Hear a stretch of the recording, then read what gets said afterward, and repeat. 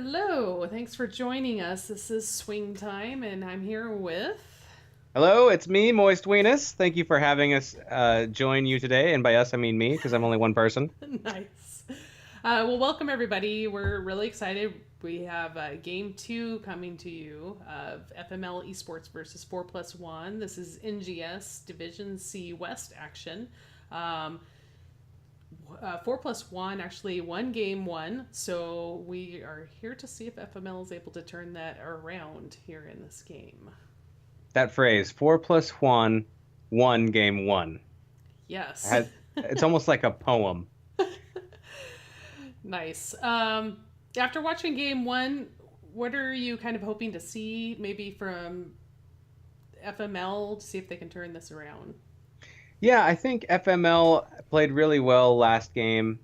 I think they just need to concentrate a little bit more on securing the kill. They got a lot of members of 4+1 low. They landed some awesome moshes. They had, they had a lot of damage coming out from Tychus, and I think they just need to focus on burning single targets down and then changing the odds in their favor in the team fight and pushing from there. So that's what I would like to see. But last game was very exciting, well played by both teams. Let's see what we get this time. Yeah, and 4+1 last game did a really good job of securing kill after kill against FML. So I'm guessing that they're going to be looking to do the same here to see if they can get a domination. I also just wanted to mention that we are casting this off a replay, so unfortunately we don't have the draft. But let's go ahead and head right into the game here and get right to the action. So we're going to start this replay in 3, 2, 1, start. So over here on the blue team, which is FML Esports, we've got Kendo playing Muradin, Drink and Run playing Rhaegar, Consort on Blaze, Snowblair playing Lei Ming, and MJ Doom on Phoenix. And over here in the red corner, we have 4+1 with Geek72 on Sonya, Angus Tabifi on Diablo, Pedro on Malfurion, Riven on Lunara, and Yemen99 playing the Chromate. Let the battle begin. Right. Blaze got a little bit lost there, decided to rejoin his team. Oh, we got skirmish coming out right away. Diablo going in and getting barely falls. Wow, that was a lot of damage all at once. So already, I'm seeing FML with their burst on one target, and that seemed to go quite well. Now it looks like Sonya's going to go ahead and split up to the top lane, and the burger for Sonya is going to be Blaze. Looks like we're going to have a stack fight here between Phoenix and Chromie, both stacking. Got 4 stacks so far with advanced targeting on the Phoenix, and 3 stacks for deep breathing with Chromie. And just like in game one, it looks like FML is going to go ahead and go into that 4-man rotation between the mid and bottom Ancient lanes, while shrines 4+1 is going to kind and of let loose the people Dragon stick to their Knight. lanes. Yeah, this gives greater gank potential to FML because they're rotating as 4. They're going to try to still get all of the soak, but it gives them an advantage when they switch between the lanes from. Sorry, I'm so sorry for interrupting, but Lunara and Malfurion were working on in a really early camp, and Lunara actually. Hurry, activate the shrines, and the dragon's power is yours. Malfurion, I guess, is not able to pump out that healing without enemies nearby. Shrines activated. So it looks like Phoenix is going to pick up this camp for FML Esports. They're going to grab their siege camp. Have that push. They have the bottom shrine controlled. Up top, Blaze and Sonya look like they're pretty evenly matched. Phoenix just now finishes up that camp. See if Blaze tries to sneak up and grab that point. So far, he seems to be content just battling Sonya in lane.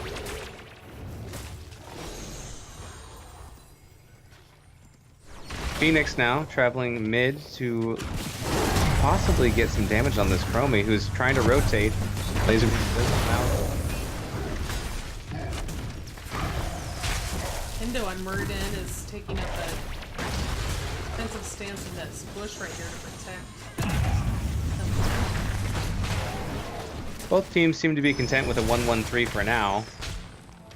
Advantage is with FML Esports. They have an advantage with experience, and also they have this camp pushing. It's not going to be able to really do a whole lot of damage. It's cleared by Lunara and Diablo.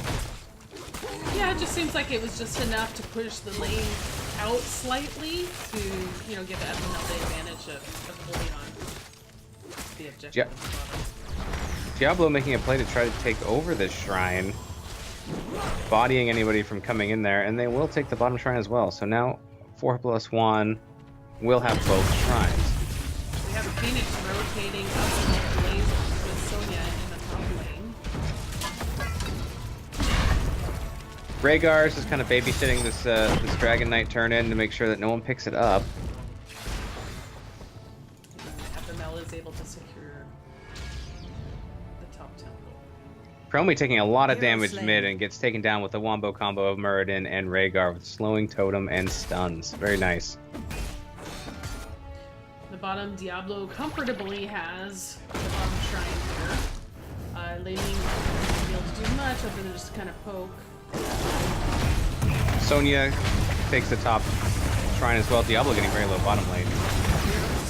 Chased and slowed by that Phoenix. That's a brutal. And Rhaegar just kind of rotated down and we're able to get that. Blaze will retake the top shrine, and now both shrines show FML. Murden's on the turn-in, ready to try to take it in. Krem's going to poke at him, but can't do so safely. And the first Dragon Knight will go to FML Esports. That was a really good job of drink and run to get right up in Chromie's face and keep her from being able to inch out far enough to interrupt the pickup of the Dragon Knight. Yeah, Rhaegar's been doing some really good zoning here. Dragon Knight looks like it's going to go bottom, join up with the rest of the members of the team.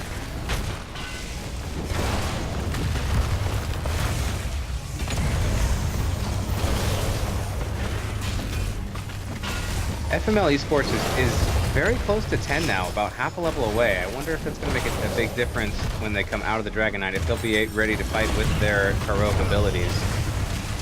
Yeah, and both teams did a great job of keeping heroes in the other lanes.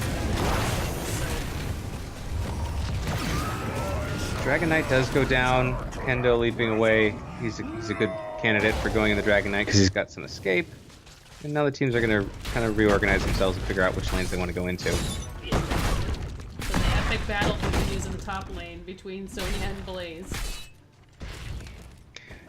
10's come out for FML Esports. Phoenix taking Purification Salvo, Wave of Force. Interesting. On Li Ming.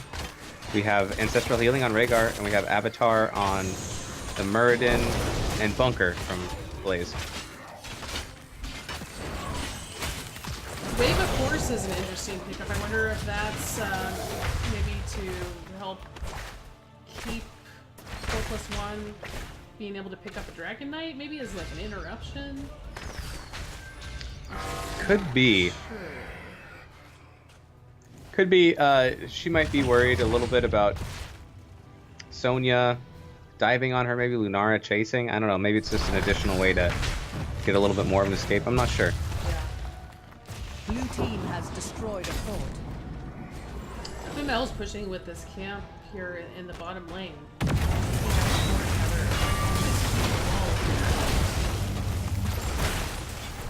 You're getting a lot of siege damage, taking down that first tower. Looks like... I think they'll probably get the second one as well.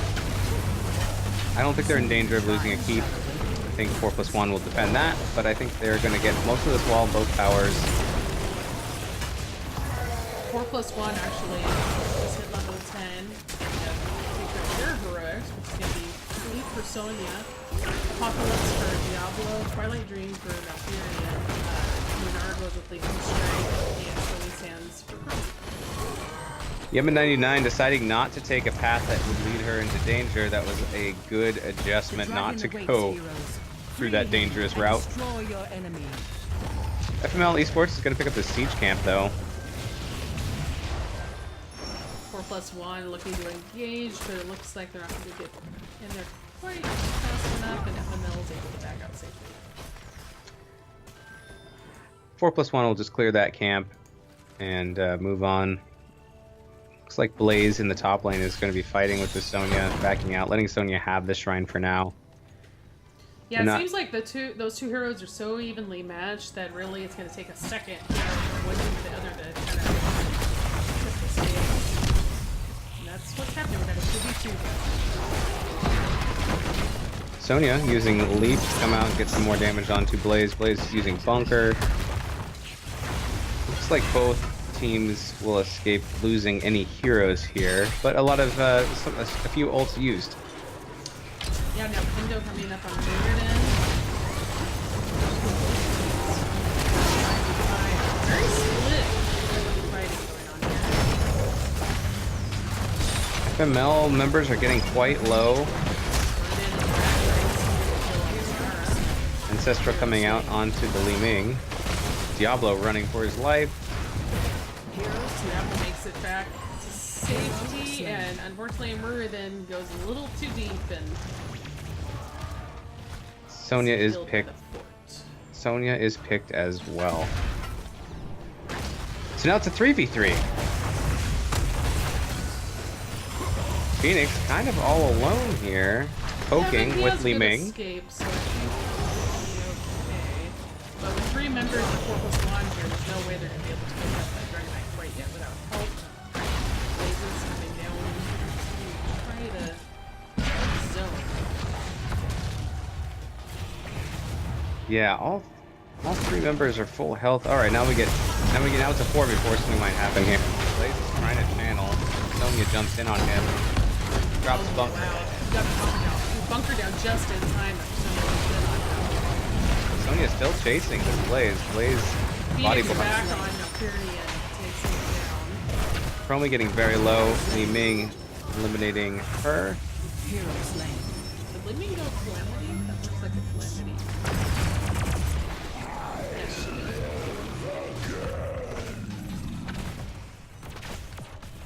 So this is Li Ming is not afraid to jump in on people.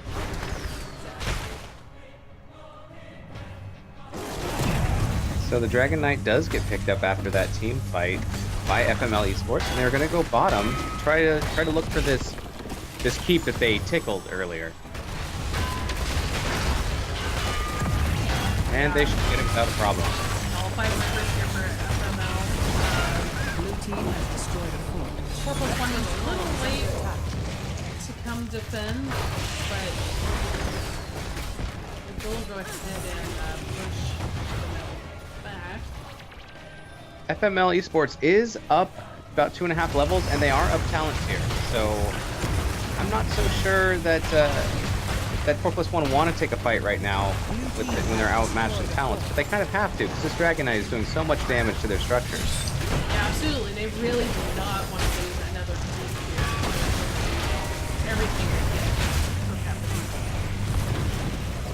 for FML Esports is going to get the full duration out of this Dragon Knight, and they used it quite well.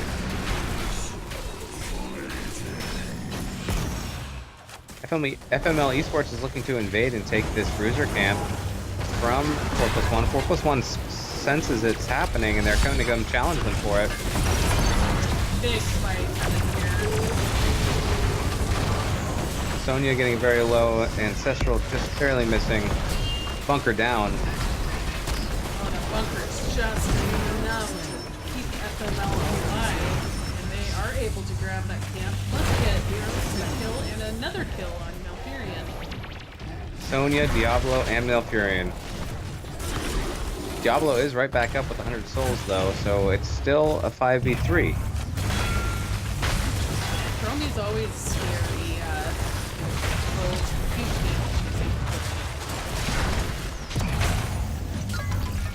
FML trying to get some damage onto this keep, but backing off now that it looks like more members are coming back up from 4+1. They're going to settle for the siege camp and steal that and continue this map pressure. Solid 3-level advantage now for FML Esports. Yeah, I mean, they've got a camp, that camp in the top that was pushing in on the fort up here. They've got a camp in the bottom lane. It looks like 4+1 is going to have to spend a little bit of time The getting the lanes shrines pushed awaken out once before the more. shrines Who activate. will control the Dragon Knights? Yeah, doing a lot of painting of the map right now. FML Esports is doing a good job of controlling the lanes by picking up all these camps. They've just picked up 2 more, and they're looking to pick up a 3rd. Yeah, that bottom lane is really scary looking for 4+1 here. They're going to have to defend that shrines. FML Esports might think about rotating top and trying to push down this top fort while 4+1 is all bottom. But it looks like Rhaegar's going to try to take this shrine. You can see Sonya coming. Sonya still gets the leap in on him. Puts out a lot of damage. Rhaegar's just running away though.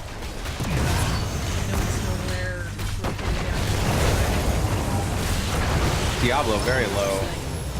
Sonya very low. Phoenix is so low. 3 members now from 4+1 are being eliminated. Chromie now being attacked, and she goes down as well. Yeah, Chromie's gonna have a rough time with Leeming just teleporting in on her like that with the Calamity. Kendo on Murden's going to go ahead and grab this Dragon Knight and bring it in. Oh wow, what a beautiful play by Snowglare. And this is going to be game 2. They don't even need the Dragon Knight, but they're going to grab it anyways. This is game 2 going over to FML Esports. Wow. Wow. That was that was a good advantage being taken by FML Esports, getting that team wipe and then pushing in the lane that they've already taken down the keep in, getting a few more picks and securing that game. Yeah, that was amazing. FML was able to just weaken that bottom lane and send all those merc camps up there, and once they got a couple picks there at the end, they were able to push in with those camps, and it was over. Operation Paint the Map Blue, and then so if you take all the camps on the map and then you go in for a balls to the wall team fight, if you win, you get unlimited upside potential. If you lose the team fight, then the other team still has to spend all their time clearing camps, and you're not really down all that much. So, I mean, that they were in a very strong position there, and I think they played very well. I think 4+1 also played well. I think this was a great game with great plays on both sides. Oh, absolutely. So I do have the stats pulled up here, and it's almost the opposite of what we're seeing from the first game. We've got an 18-2 kill advantage for FML this time. Looking at the stats, hero damage wise, Snowglare on Leeming really played a great game. Went 6-0. Just, teleporting all over the place with the Calamity, doing tons of damage. And Phoenix was also able to dive in and secure some of those kills. I mean, it's just so hard to get away from Phoenix. And over on the side of 4+1, Sonya had the most hero damage, but she was doing the best she could to hold that top lane, which she did for a really long time. It wasn't until FML started rotating extra players up there that they were able to take out Sonya and get that top shrine. Yeah, I think one advantage that FML Esports had in this matchup is they have Phoenix, they have Leeming, even Rhaegar plays in Murden. You have more burst potential.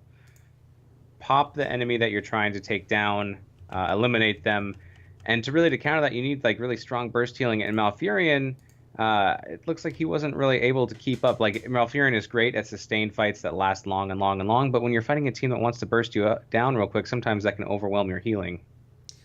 Yeah, especially on a map like Dragonshire, where, everybody's really split, and, maybe Malfurion is not able to hit as many targets to get that healing to his team. I'm not quite sure there. Yeah, we saw a little bit of that even at the beginning when Lunara died to the camps. Yeah. I would think that Malfurion was probably screaming, "Hey, I can only heal you so much. Let me take some of those hits."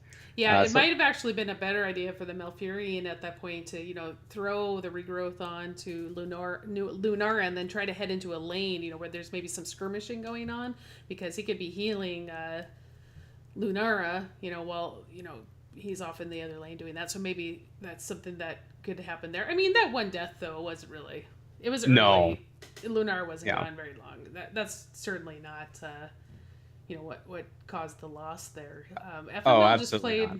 really well. Yeah, and sometimes that's hard to do when you come back from a loss. Sometimes you get a little bit salty, a little bit triggered, and it's hard to come back and play well. But they did just that. Yeah, and looking at, the healing was pretty even between Malfuri and Rhaegar. Uh, do you think that Phoenix was was one of the big game changers for FML in this comp, or what do you feel kind of made the difference? Well, Phoenix did put out a lot of damage numbers. This was a relatively shorter game, 13 and a half minutes. But Phoenix wins 6-0. I feel like there's a lot of synergy between Phoenix and Blaze, and actually Rhaegar too, because they all have slowing abilities, and that makes the chase so much easier when the other team is slowed and they're running from you slowed. It just allows you to set up your abilities, put out your maximum damage, and keep them from escaping. Yeah, definitely. That was just a really exciting game. It was well played by both teams. It was interesting how back and forth, so many kills on one side or the other. So I kind of feel like FML maybe came out of that first game and decided to change up their game plan. Like you said, you were wanting to see FML come out and get more kills.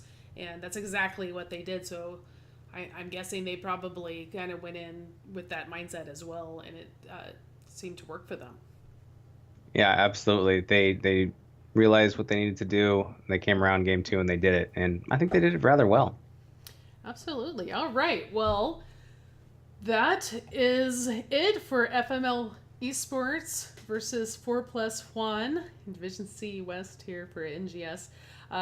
Thank you so much for joining me in casting this Weenus. Where can people find you? You can find me on Twitter at MoistWeenus, all one word, or on Twitch, twitch.tv/MoistWeenus, all one word.